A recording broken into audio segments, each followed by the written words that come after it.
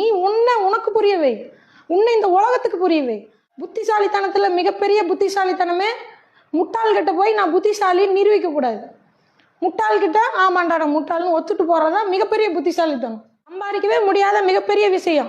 பணம் எத்தனை வேணா சம்பாதிக்க. 5 லட்சம் தொலைச்சிட்டியா, 5 லட்சம் சம்பாரிச்சிடலாம். ஆனால் முடிஞ்சு போன ஒரு நிமிஷத்தை கூட உன்னால் திருப்பி எவனாலையும் சம்பாதிக்க முடியாது.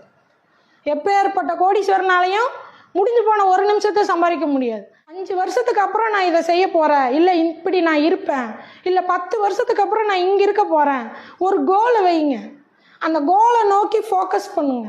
அதுக்கு நடுவில் என்ன வந்தாலும் எவன் வந்தாலும் தட்டி தூக்கிட்டு போயிட்டே இருங்க. சைக்கிளுக்கு நடுவில் வருவான், வண்டிக்கு நடுவில் வருவான், சரிங்களா? ஒரு கார் போகுதா குறுக்காட்டுவான். ட்ரெயினுக்கு நடுவில் எவனாச்சும் போவானா? உன் கோலுக்கும் உன் டார்கெட்டுக்கும் நடுவில் நீ ட்ரெயினாக ராக்கெட்டாக இருக்கணும். எவனும் உன் பக்கத்தில் வரக்கே பயப்படுவான், உனக்கு குறுக்க வரக்கே பயப்படுவான். அப்படி வந்தானா அவன் செதறணும். புரியுதா? உன் வேகம் அப்படி இருக்கணும், சரியா? லைஃப்பை உனக்காக நீ வேற லெவலில் வாழணும். இந்த லைஃப் யாருக்காக? நம்மளுக்காக. அவன் லைஃப்பும் அவனுக்காக, அவன் சந்தோஷத்துக்காக. அதுக்கு பிறகுதான் நம்ம குழந்தைகளுக்காக